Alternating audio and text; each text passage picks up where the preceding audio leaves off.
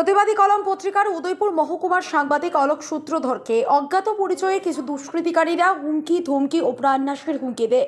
এদিন পেশাগত দায়িত্ব পালন করে উদয়পুর শহর থেকে রাত আনুমানিক 9টায় চন্দ্রপুরস্থিত বাড়ির উদ্দেশ্যে যাওয়ার সময় কিছু অজ্ঞাত পরিচয়ের দুষ্কৃতিকারীরা কয়েকটা গাড়ি ও বাইক নিয়ে পিছু পিছু ধাওয়া করে প্রাণনাশের চেষ্টা করে। এই ঘটনার সুষ্ঠু তদন্তের জন্য সোমবার গোমতী জেলা পুলিশ সুপার লাকি চৌহানের নিকট ডেপুটেশন প্রদান করে উদয়পুর প্রেস ক্লাবের সদস্যরা। এদিন এই ডেপুটেশনে উপস্থিত ছিলেন উদয়পুর প্রেস ক্লাবের সিনিয়র সাংবাদিক দিলীপ দত্ত, তাপস মজুমদার সহ অন্যান্যরা। এই ঘটনায় সাংবাদিকদের মধ্যে একটি আতঙ্ক সৃষ্টি হয়েছে। Bureau report, social Bangla. নমস্কার, আমরা উদয়পুর প্রেস ক্লাবের সমস্ত সাংবাদিকরা সত্যি উদ্বিগ্ন এবং আতঙ্কিত।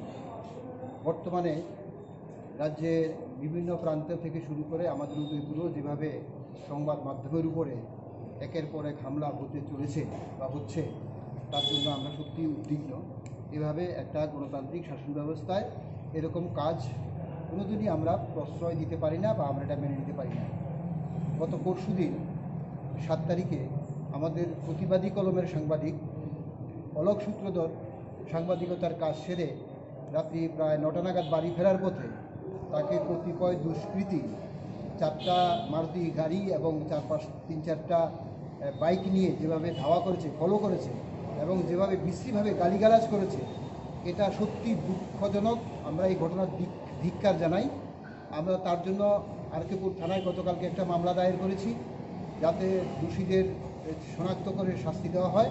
এবং কালকেই আমরা এসপি ম্যাডামের সাথে সময় নিয়ে চেয়েছিলাম, উনি সময় দিতে পারেননি বলে নিয়ে আজকে আমরা এসপি ম্যাডামের সাথে উদয়পুর প্রেস ক্লাবের সাংবাদিকরা একটা ডেপুটেশন মিলিত হয়েছি। উনি ঘটনাটা বিস্তারিতভাবে জেনেছেন এবং উনি আশ্বস্ত করেছেন যে আমরা যাতে নির্বিঘ্নে কাজ করি, ভয়ের কোনো ব্যাপার নেই। সব দিক থেকে উনি আমাদের সাহায্য করবেন এবং যে ঘটনাগুলি ঘটেছে বা অলোকের উপর যে ঘটনা ঘটেছে ওটারও একটা তদন্ত করার জন্য উদয়পুর আরকেপুর থানার ওসিকে নির্দেশ দিয়েছে। আমরা ওনার কথায় আশ্বস্ত হয়েছি এবং আমরা আবারও এই ধরনের ঘটনাকে ধিক্কার জানাই, নিন্দা জানাই ও আগামী দিনে যদি এমন কোনো কিছু হয় তাহলে উদয়পুর প্রেস ক্লাবের সমস্ত সাংবাদিকরা আরও বৃহত্তর আন্দোলন দিতে বাধ্য হবে। নমস্কার।